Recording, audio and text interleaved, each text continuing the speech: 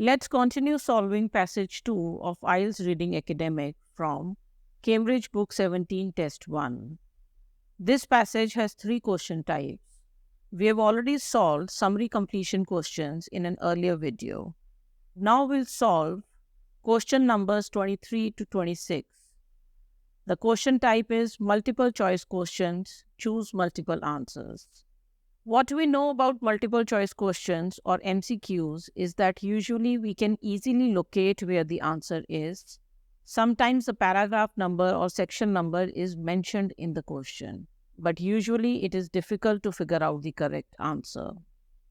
There are 2 multiple choice questions in this passage, and in each it is clearly mentioned that we have to choose 2 options.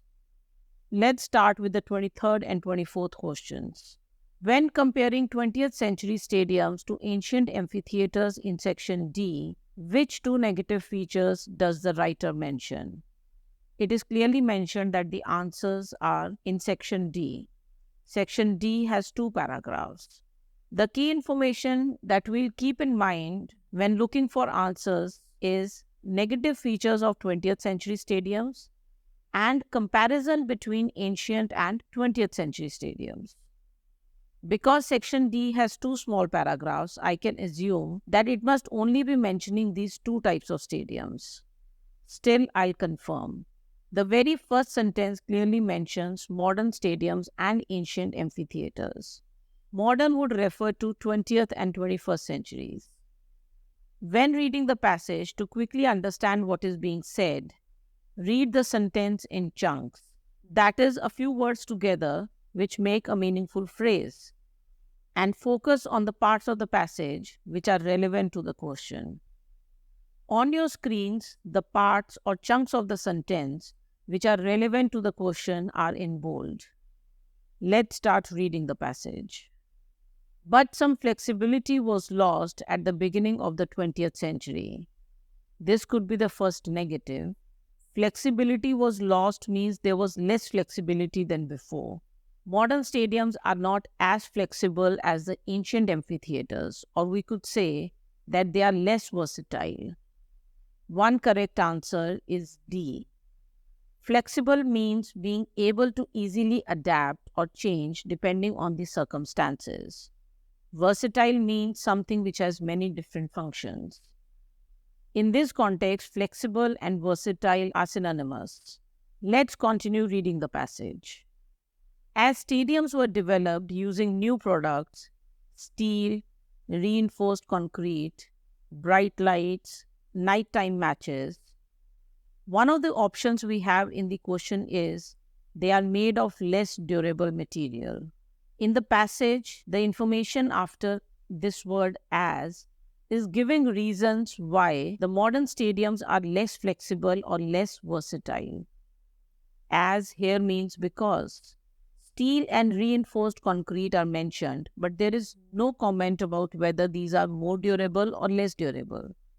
It is not mentioned as a negative, so E is not the answer. When attempting multiple choice questions, it is important that you eliminate or remove the options that you are sure are incorrect. Here I am crossing out E from my list of options. Let's continue reading the passage. The second paragraph of section D. Many such stadiums situated in suburban areas, designed for sporting use only, surrounded by parking lots. These factors may not be accessible to the general public, require more energy, contribute to urban heat. Suburbs or suburban areas are the areas on the edge of a large town or city where people who work in the town or city often live. These 3, not accessible to general public, require more energy, contribute to urban heat, are all negatives. This sentence from many stadiums to parking lots is telling the different features of the stadiums. Because of these features or these factors, these 3 negatives happen. Let's look at the options now. A. They are less imaginatively designed. The passage mentions designed for sporting use only. We cannot infer from this that it is because of lack of imagination.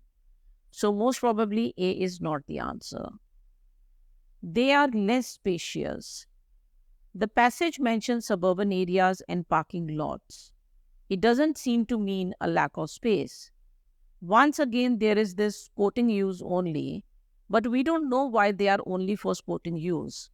We don't know if it is because they are less spacious. Option C, they are in less convenient locations.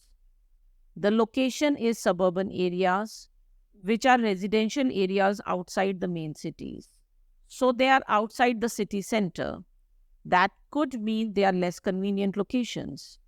Also in the passage, it says, not accessible to the general public. So the answer is C. The two answers to the 23rd and 24th questions are C and D. One mistake you could make is a lack of understanding of how sections and paragraphs work in IELTS passages. Paragraphs are clear in a passage, but sometimes the passage is divided into sections and each section can have more than one paragraph. In this case, section D has two paragraphs. If you try to find out answers from only one paragraph in section D, you will miss out on one of the answers. Let's start with the 25th and 26th questions now. Which two advantages of modern stadium design does the writer mention? It is not mentioned which section the answer is from, but since the 23rd and 24th answers were in section D, I'll start looking from section E. There are two pieces of key information I'm looking for: advantages and modern stadiums. In the first paragraph of section E, modern stadiums or 20th or 21st century stadiums are not mentioned. But the word today's tells me that we're talking about present day or modern stadiums. The word architects mentioned in the beginning of this section tells me that we're talking about the design of modern stadiums. Later, there is also the word current, which means the same as today's. Also, section E starts with but. This is one indication that we are talking about the same thing as section D, which is modern stadiums. And we are going to be talking about something which is opposite of what is mentioned in section D. Section D mentioned negatives. Section E is expected to mention the positives or the advantages. As for advantages, I don't see any easy synonyms such as positive or merit in the passage. But I see these phrases: help improve the city, particular success. This tells me that I'm looking at the positives. So I'll start reading section E carefully now. Among the current strategies, two seem to be having particular success: the stadium as an urban hub and a power plant. The current strategies are the current or today's ideas for design or architecture. The two successes, the stadium as an urban hub and as a power plant, are the two advantages. Hub means a place which is the center of activity or where the main activity happens. For example, Silicon Valley is known as a hub for technology companies such as Apple and Microsoft. Urban relates to towns and cities. So an urban hub would mean a place which is the center of activity in a city or town, or where a lot of activities happen. A power plant is a place or an industry where power or electricity is produced or generated. Let's see if these relate to any of the options in the question. Option A, improved amenities for the enjoyment of sports events. The urban hub part does imply many amenities and could include sports events, but these are not clearly mentioned. We may need to read further to understand. Option B, bringing community life back into the city environment. City environment would mean urban. A community is a group of people living together who share a common way of life. It could be people living in the same neighborhood, or it could be people who share the same culture or religion, etc. Community life refers to the life and activities of a community. The B option could refer to an urban hub. Option C, facilitating research into solar and wind energy solutions. Solar and wind energy solutions could refer to the generation of power or electricity, but the power plant is the place where electricity is generated, not where research is done. So this doesn't seem to be the option. Option D, enabling local residents to reduce their consumption of electricity. Again, electricity or power is mentioned, but it is about the consumption of electricity or saving electricity. And that is not what a power plant is for. Option E, providing a suitable site for the installation of renewable power generators. Power generators generate or produce electricity.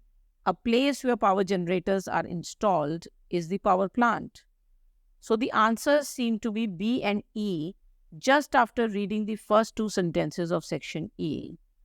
On reading further, I realized that the rest of section E is about how stadiums are urban hubs, and section F is about details of stadiums being used as power plants and power stations.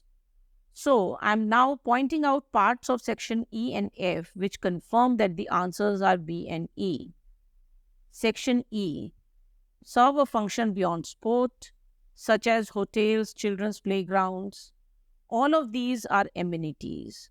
But this phrase, a function beyond sport, means that the function of stadiums is not only sports, it is more than that. The A option in the question means that all the amenities are offered to improve the experience of sports events. That is wrong. Then it is mentioned in section E, opens the space up to families and a wider cross-section of society. Families and a section of society both refer to communities. This confirms that the answer is B and not A. C, D, and E options are all about power or electricity. Let's start reading section F. Stadiums as power stations. Power stations mean power plants. Integrating interconnected buildings. Stadiums are ideal for these purposes.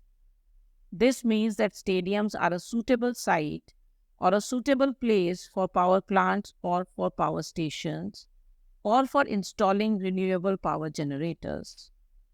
The second paragraph of section F just gives an example of a solar stadium in Germany or a stadium in Germany which is also used as a solar power plant. So the answers to the 25th and 26th questions are B and E. These are the locations of these four answers in the passage. And these are the locations of the answers of the rest of the questions from this passage, which have been discussed in other videos. You can find direct links to all of these in the description of this video. When looking for answers in IELTS reading, you need to know the question types and their features. This helps you in locating the answer. This may also help you in deciding which question type to attempt first. Identify keywords and phrases. These help you in locating the answer as well as in confirming the correct answer. When you read a question, pause and understand it properly before you start looking for the answer. This is especially important because the language of the question is usually easier than the language of the passage. Hope this video helped you. Find links to other such videos in the description of this video. That's it for now. All the very best.